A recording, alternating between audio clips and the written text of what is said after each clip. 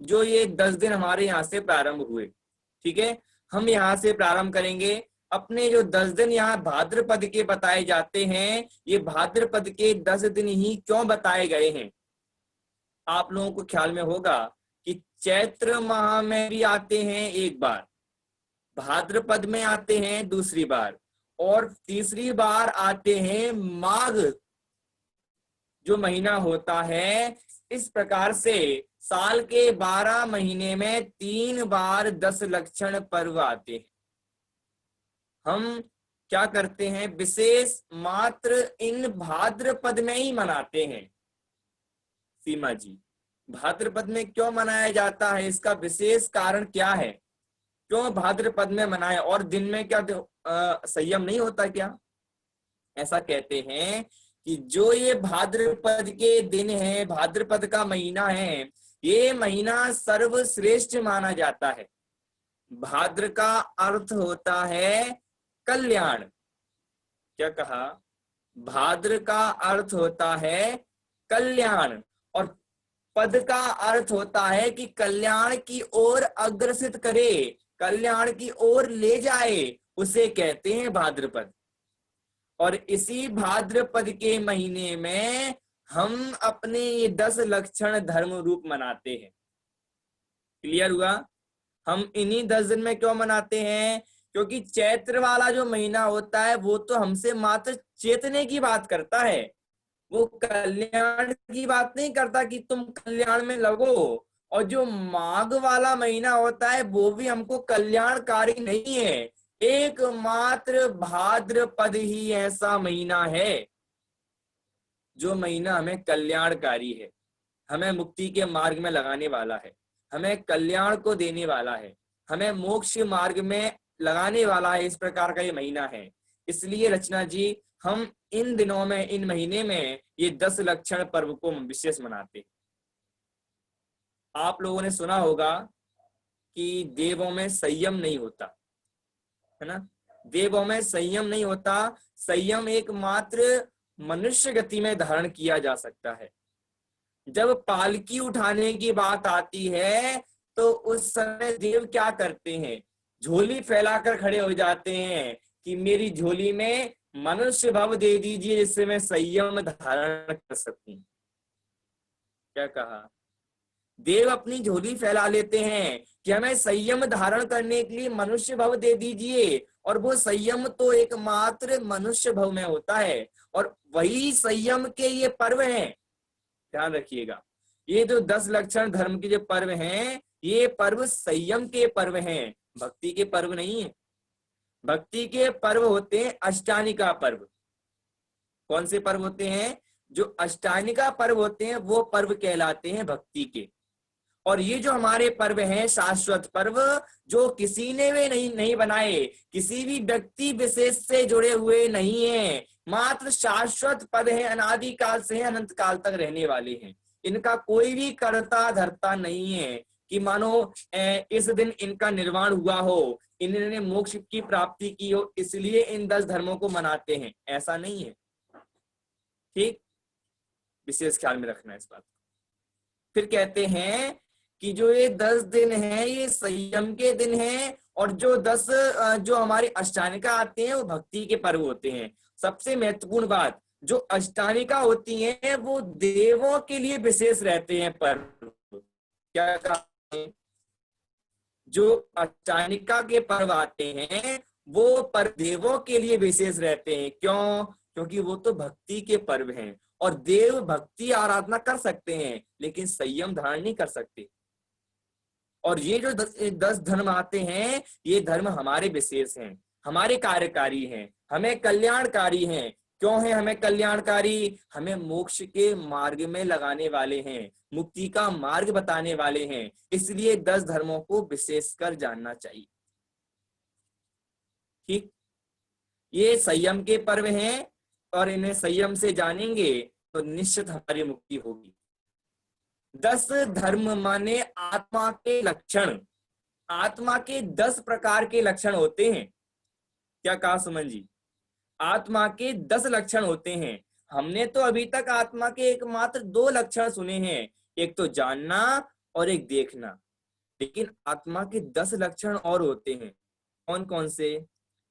उत्तम, क्षमा, मार्दव, आर्जव भाव हैं, सत्य, शौच, संयम, तप, त्याग, उपाव हैं, आकिंचन, ब्रह्मचर्य, धर्म 10 सार हैं, चहु गति दुखते काढ़ मुक्ति करतार। कह रहे हैं उत्तम, क्षमा, मार्दव, आर्जव भाव हैं, ये जीव के भाव हैं। क्या कहा? ये जो पहले के जो धर्म बताए, ये धर्म जीव के भाव हैं। फिर कह रहे हैं सत्य, शौच, संयम, तप, त्याग, उपाव हैं। ये जो बाकी के जो ये धर्म बताए, ये जीव को उपाय हैं, मोक्ष में लगाने वाले हैं, मोक्ष में सहायक हैं। फिर कहते हैं ब्रह्मचर्य और आकिंचन, ये दोनों 10 धर्मों के सार हैं। जो 10 धर्म बताए गए हैं, इन 10 धर्मों की समरी, इन 10 धर्मों का सार एकमात्र इन उत्तम जो अकिंचन धर्म है और ब्रह्मचर्य धर्म है, इनमें इन दोनों का सार आ जाता है। क्लियर? इस प्रकार से हम इन 10 धर्मों को मनाते हैं। और इसमें सबसे पहला धर्म होता है उत्तम क्षमा धर्म। एक बार हम सभी जयकार लगाएंगे, बोलिए उत्तम क्षमा धर्म की जय हो, जय हो, जय हो। क्या होता है लोक व्यवहार में? क्या होता है, यदि हमसे कोई गलती हो जाए तो हम सॉरी कह देते हैं। शालिनी जी, यदि हमसे कोई गलती हो जाए तो लोक व्यवहार में हम सॉरी बोल देते हैं, और इस सॉरी को हम क्षमा के रूप में ले लेते हैं कि सॉरी अर्थात क्षमा। सॉरी बोल दिया तो काम हो गया, इसे हम कहते हैं क्षमा। ये भी एक प्रकार की क्षमा है, लेकिन वास्तविक क्षमा है उसकी चर्चा करनी है।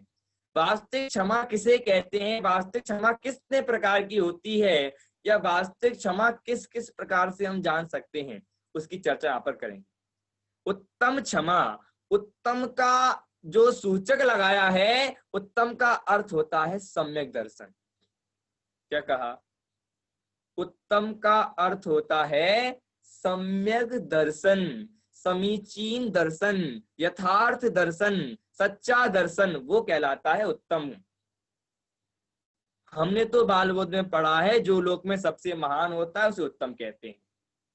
तो सबसे महान सम्यक दर्शन ही है, उसे ही तो उत्तम कहा है। जो सम्यक दर्शन है वो सबसे महान है, जिसको सम्यक दर्शन हो जाता है कि मानो अब तो मुक्ति पक्की है उस जीव की, इसलिए सम्यक दर्शन को महान बताया है।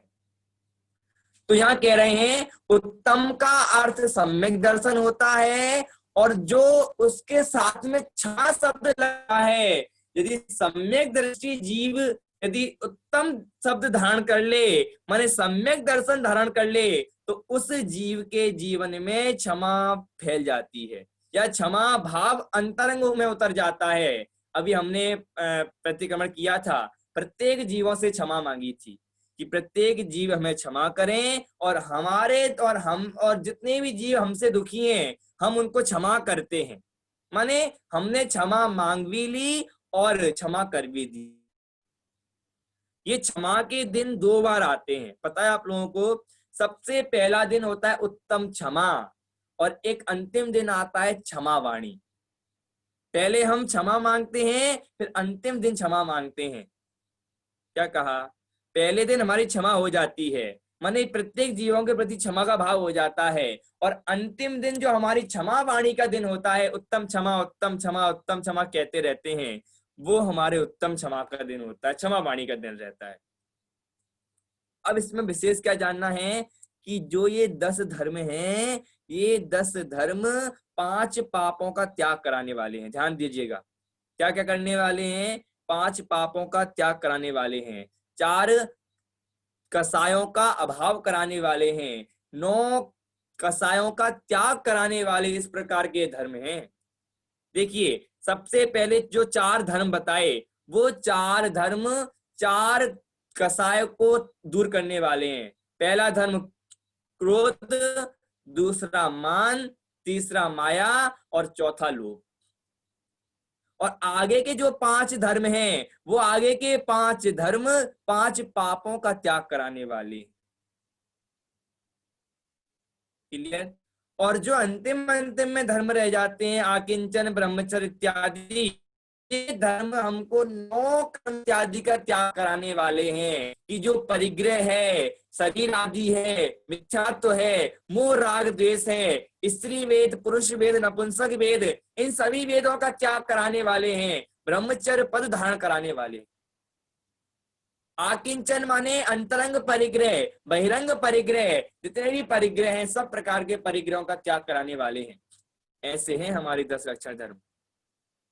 इनमें भी सर्वश्रेष्ठ धर्म कौन सा है? जिस दिन जिस धर्म की चर्चा होती है वो दिन सबसे श्रेष्ठ हो जाता है। जैसे आज उत्तम क्षमा है, तो आज उत्तम क्षमा दिन सबसे श्रेष्ठ माना जाएगा। उत्तम क्षमा माने प्रत्येक जीवों के प्रति क्षमा का भाव।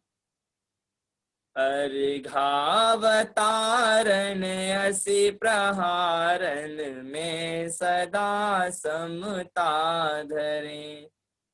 अर्घ उतारिए, उनको प्रहार करिए, कोई भी आपत्ति नहीं है। भारती जी, यदि हम पर कोई कुछ प्रहार करे तो हमें क्रोध आ जाता है, गुस्सा आ जाता है, लेकिन हमारे जो नग्न दिगंबर मुनिराज हैं, जो वीतरागता को धारण किए हुए हैं, वो मुनिराज क्या करते हैं? कोई अर्घ भी उतारे तो भी कोई आपत्ति नहीं, सी कोई प्रॉब्लम नहीं है। आप अर्घ उतार रहे हैं कि आपको मैं विशेष आशीर्वाद दे दूंगा, आप जल्दी मोक्ष प्राप्त करेंगे, आपको मैं ज्यादा उपदेश दे दूंगा, ऐसा नहीं है। जो अर्घ उतारे उसको भी समान उपदेश देते हैं, और जो प्रहार करे उसको भी समान उपदेश देते हैं। इस प्रकार की शालीनता, क्या कहें, क्षमा भाव रहता है हमारे मुनियों में। प्रत्येक जीवों के प्रति क्षमा का भाव रखते हैं। सटकायक के जो जीव हैं उनका प्रतिदिन हिंसा का त्याग रहता है। 28 मूलगुण के नाम सुने होंगे आप लोगों ने। जो 28 मूलगुण हैं वो 28 मूलगुण क्या बताने वाले हैं? एकमात्र जीवों की हिंसा का त्याग कराने वाले हैं। जो 5 समिति हैं, ईर्ष्या समिति, ऐषणा समिति, आदान निक्षेपण प्रतिष्ठापन, ये सब समितियां क्या कराने वाली हैं? देखकर वस्तु रखना, देखकर वस्तु को उठाना, मल मूत्र का त्याग देखकर करना। इससे क्या होगा कि जो जीव हैं उन जीवों पर क्षमा का भाव रहेगा। क्षमा भाव का अर्थ होता है किसी जीव की रक्षा करना। हमने किसी जीव की जान बचा ली, कोई जीव पानी में, बाल्टी में कोई जीव मर रहा था, हमने उस जीव को हाथ से निकालकर बाहर रख दिया, तो समझिए हमने उस जीव को क्षमा कर दी। हमने उस पर क्षमा भाव रख दिया कि मानो हमने उसकी जान बचा ली। इससे ये नहीं होगा कि आपको मुक्ति हो जाएगी, इससे ये पक्का हो जाएगा कि आपने भी क्षमा धर्म को धारण किया है। ध्यान रखिएगा, ऐसा नहीं है कि आज हमारा उत्तम क्षमा का दिन है तो हम आज क्षमा करेंगे बस,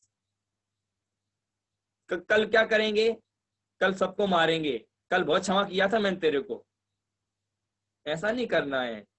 क्षमा का भाव मुनिराज की तरह होना चाहिए। अब आप कहेंगे कहाँ मुनिराज, कहाँ हम? अरे कहाँ मुनिराज, कहाँ हम, ये बात तो सही है, लेकिन थोड़ा बहुत तो हमारे अंदर हो सकता है कि जो जीव, यदि हम रास्ते में चल रहे हैं, 2 लेडीज रास्ते में जा रही हैं, अब क्या हो रहा है, वो बातें कर रही हैं अपनी, आपकी साड़ी कैसी है, आपका ये कैसा है, वो कैसा है, आपकी बहू क्या काम करती है, आज आपकी बहू ने क्या बनाया, ये बातें करते करते करते करते हम मंदिर जाते हैं, और रास्ते में जो जीव, जो सटका है कि जीव निकल रहे हैं, उन जीवों का क्या हो रहा होगा? विचार करिएगा।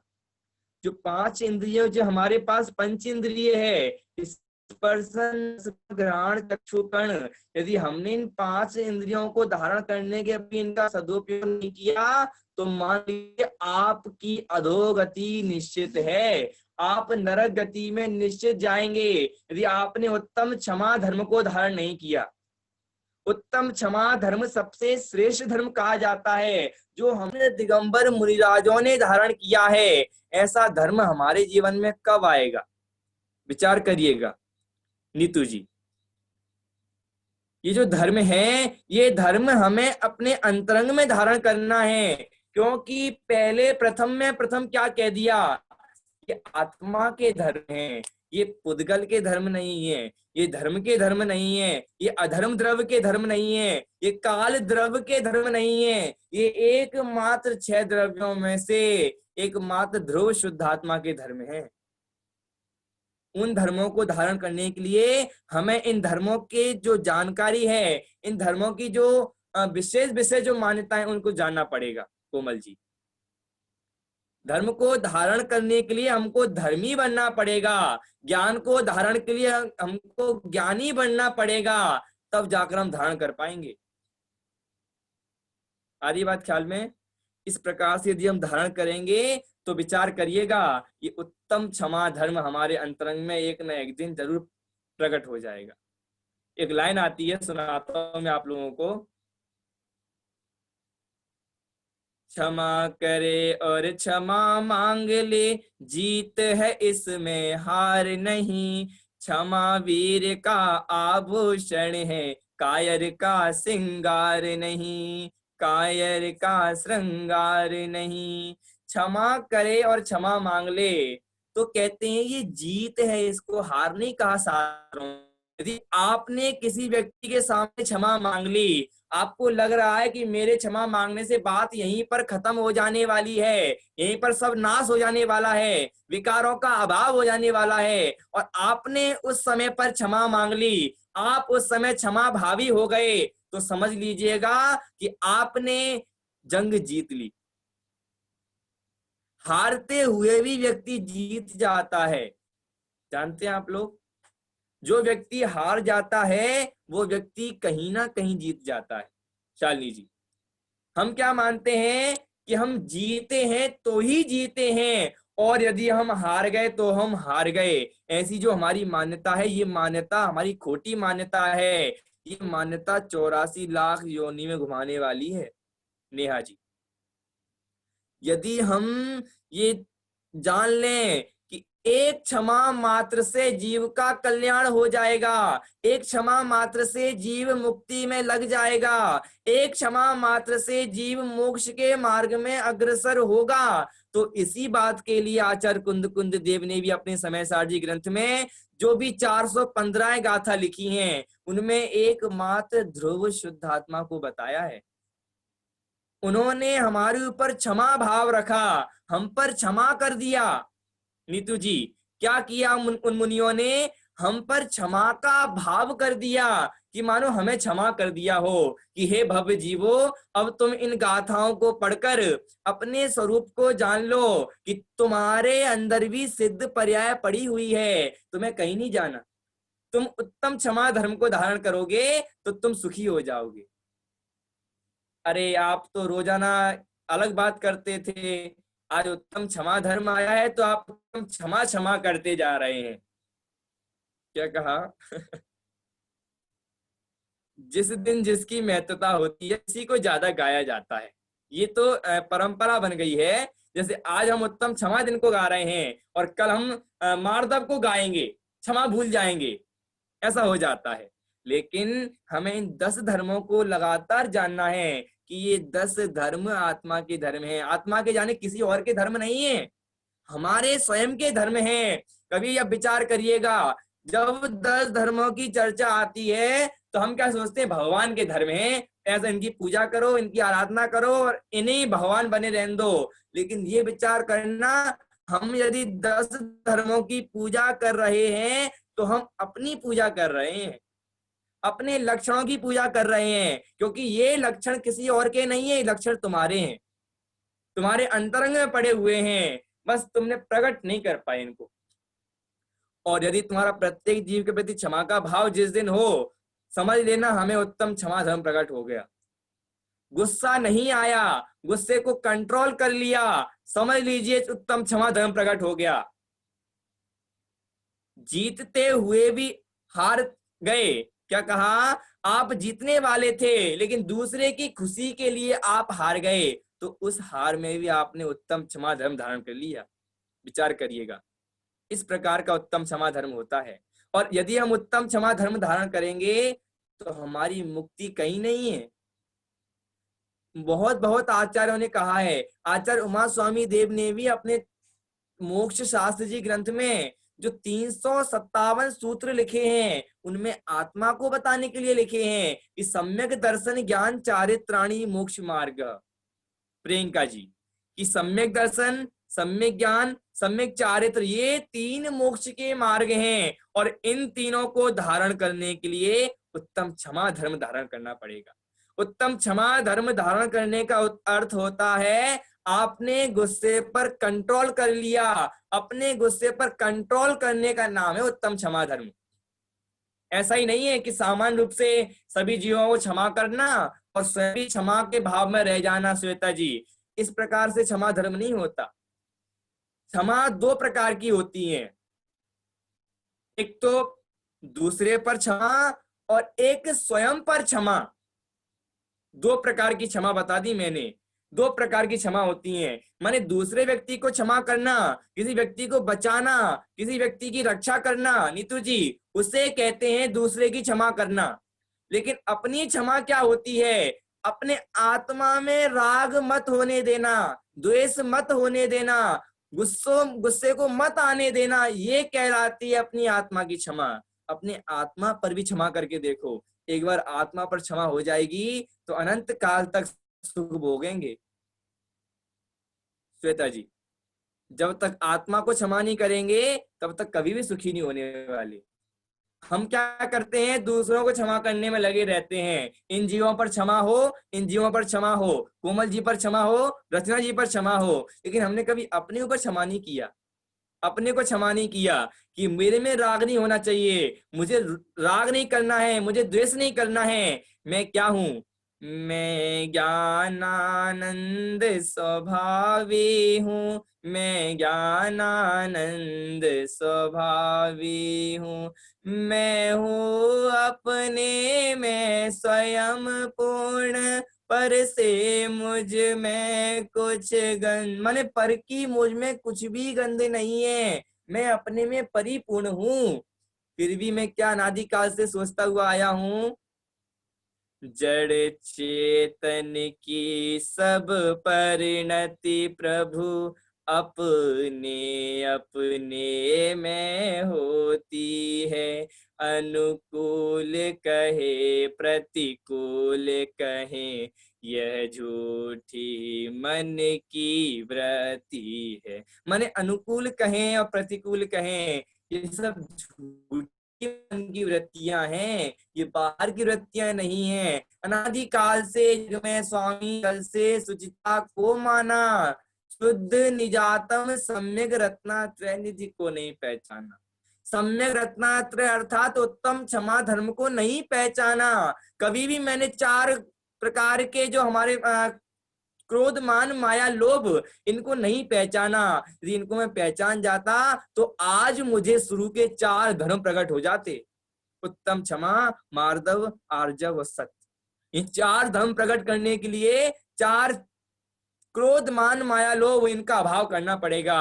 और जब इन कसायों का अभाव हो जाएगा तो निश्चित हमारी मुक्ति पक्की है। और उत्तम क्षमा धर्म भी तब प्रकट होता है जब ये 10 धर्म प्रकट होंगे। सुना होगा आप लोगों ने, जैसे कि एक व्यक्ति एक दीप को जलाने से पीछे के सारे दीप जल जाते हैं। क्या कहा? जैसे एक दीप में हमने जला दिया तो उसके लिए अब हम सबको देखना चाहते हैं तो सबको जलाएं एक एक करके? नहीं, एक दीपक ही सब पर उजाला कर देगा।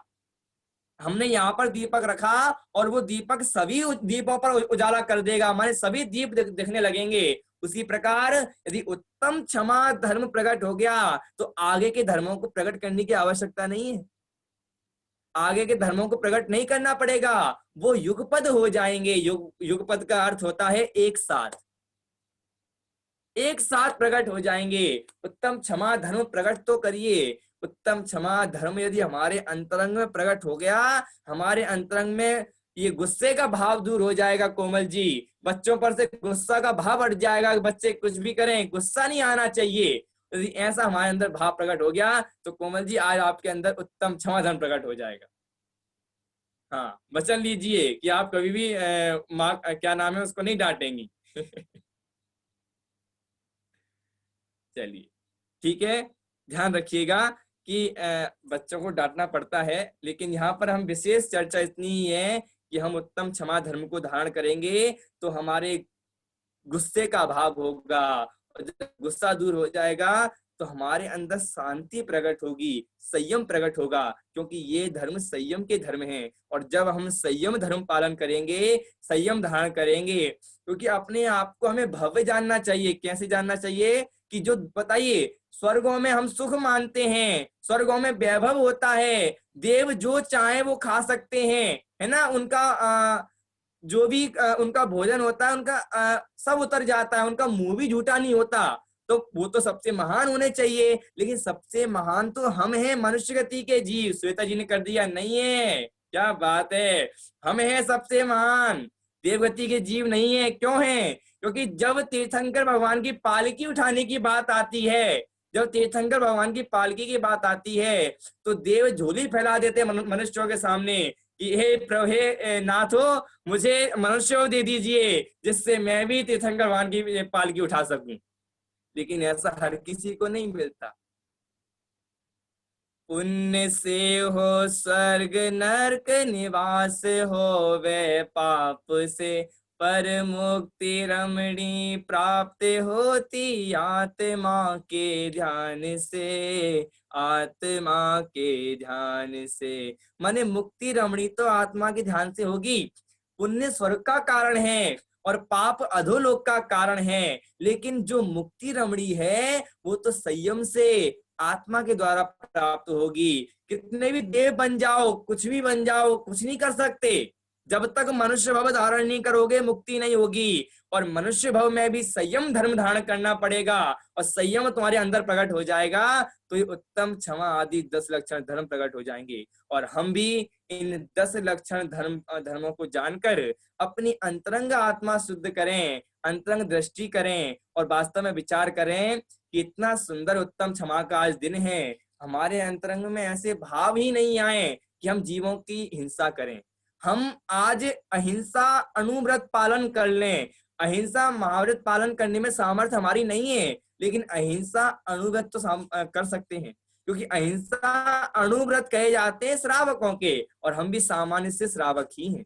हम भी अहिंसा अणुव्रत धारण करके निश्चित मुक्ति को प्राप्त होंगे, तो हमारी मुक्ति निश्चित है, और हम भी अनंत अनंत सुख को भोगेंगे। और अनंत सुख को जिसको ही भोगना है तो आ जाइए, चलते हैं हम सिद्धालय, और हम सभी सिद्ध गति में मिलेंगे। और इसी मंगल भावना से मैं अपनी वाणी को यही विराम देता हूं। चलिए, जिनवाणी स्तुति। अनंत धर्मणस्तत्त्वं पश्यन्ति प्रत्यगात्मनः, अनेकान्तमयी मूर्ति नित्यमेव प्रकाशिताम्। 9वां नमोकार में